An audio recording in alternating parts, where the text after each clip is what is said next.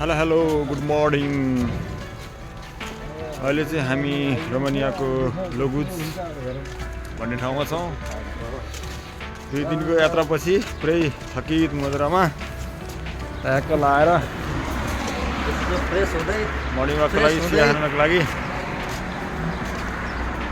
हल्का फुल्का फ्रेस हुँदै हिँड्दै अबको केही वर्ष यस्तै बिहान उठ्ने चिया खाने मर्निङ वाक हिँड्ने कामसाम गर्ने आउने पल्टिने हुन्छ।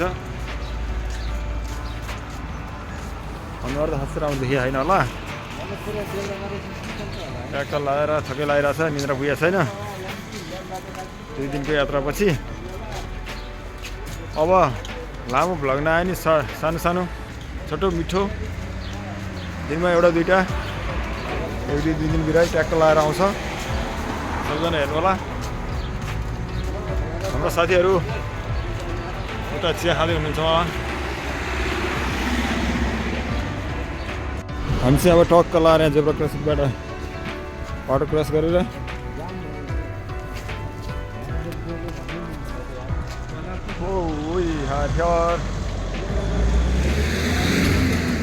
Good morning. हे ट्याक्क लाएर हामी यहाँ चिया खाने कार्यक्रम हुन्छ। यहाँ चाहिँ सानो मिनी मार्केट छ। ट्याक्क लाएर अब साथीहरू आउनुहुन्छ।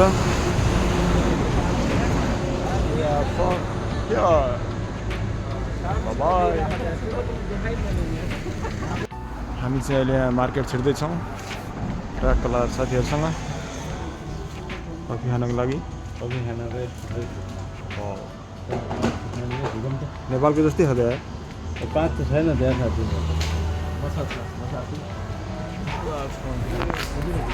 अब हामी ट्याक्क चिया खाएर रुममा गएर फेरि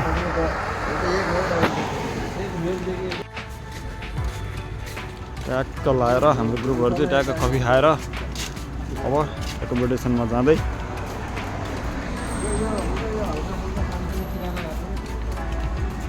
ग्रुप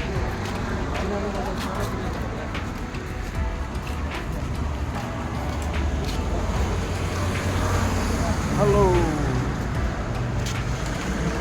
निन्द्रा नपुगेर हल्का आँखा चाहिँ पोलिरहेछ, अरू एकदम ठिक छ।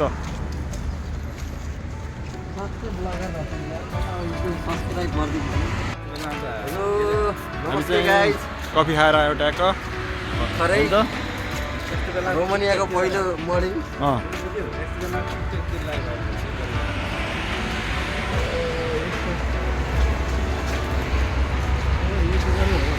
तर वातावरण चाहिँ शान्त है, एकदम शान्त वातावरण, न छारो धुलो ट्याक्क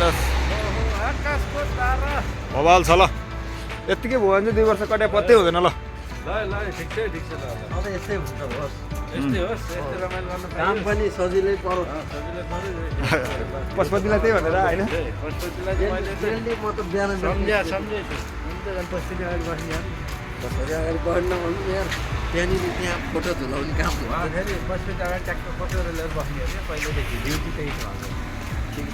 हामी चाहिँ हाम्रो एकोमोडेसनमा जाँदैछौँ। एकदम सही हो, एकदमै सही हो। तर त्यस्ता कुरालाई हामी लिएर बस्दैन। हाम्रो साथीहरू चाहिँ अगाडि गइरहनु भएको छ।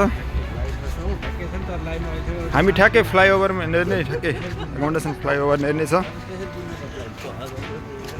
बिहानै घाम लाग्दो रहेछ। घाम लाग्दा चाहिँ, तर घाममा पनि चिसो है। यस्तो घाम लाग्दा पनि चिसो हावा त चलिरहेको नि एकदम सुर्र।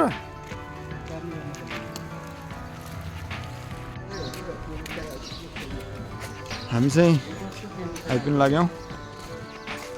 एकदम चिसो मौसम छ, घाम बबाल लागिरहेछ।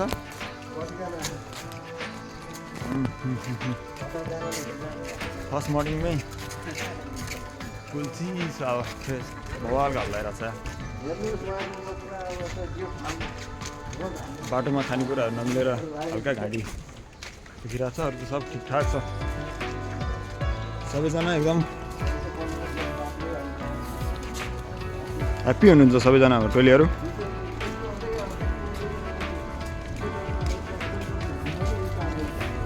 Hello hello guys.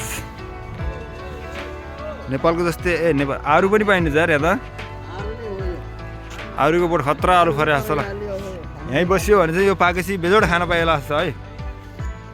अरूको बट्टै पर्छ यार हामी बस्ने अहिले चाहिँ भवनमा हो बाहिरबाट हेर्दा नराम्रो भयो भित्रबाट चाहिँ बवाल छ है ल हटोलीहरू यहाँ बसिरहनु भएको छ